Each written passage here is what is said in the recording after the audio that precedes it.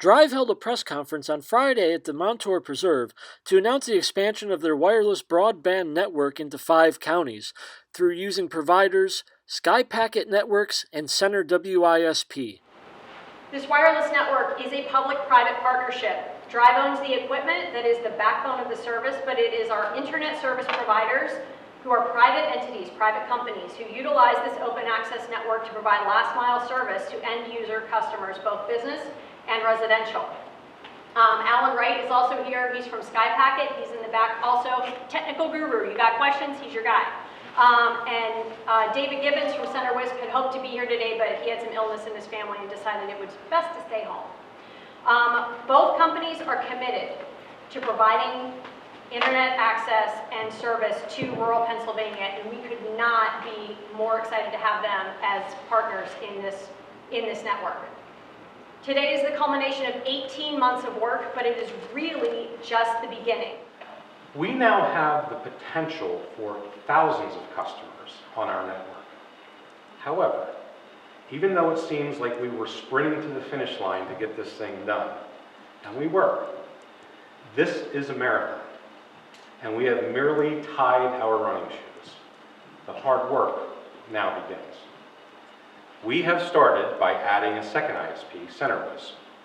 However, there's more room on our network, please. More ISPs, come on. MARC Director Bob Stout could easily relate to many people's problems with rural broadband. For us, our ability to do work here at the Preserve was really limited by the fact that we didn't have good functional internet. We had to use satellite internet service for a number of years. That was the only option that we had. And it was awful. We couldn't conduct Zoom calls. We couldn't do really much of anything. So if I needed to do work, I needed to do it from my home in Danville, which wasn't really effective for being here at the Preserve. So for several years, Jennifer and her team, the team from Sky Packet, have been trying to figure out how to help us out here. Fred Gaffney, Jennifer, the commissioners, and others have tried to find a way to make it work, but none of the local providers could reach the Montour Preserve, the visitor center. We sit in sort of a little bowl here. We've got a giant dam on the one side, we've got trees on the other sides.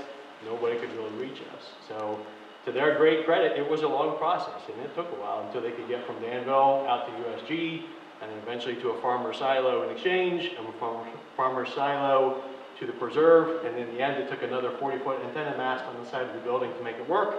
But we now have good functional internet. I can hold a Zoom call. John Beam is doing a program tonight, the Stars of the Night Sky, something like that, and we're going to stream that by Zoom, and it wouldn't have been possible without this service. And to top it all off, it's $100 less per month than what we used to pay before, which was awful. So basically, one of the big purposes is to, do a little slap on the back type of thing. But I think the more important thing about this day today is to let people know that it's available and to find out what the issues are. We're aware that there are some people that want it. We are aware that there are towers nearby and they can't quite get there.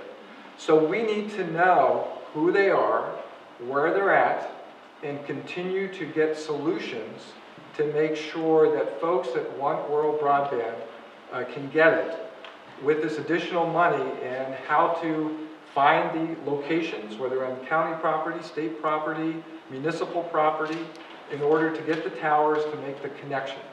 Because the demand is there. We all know the demand is there. It's now the resources and interested entities, and you've got several now, that are willing to get that last mile. And so we need to continue to do that.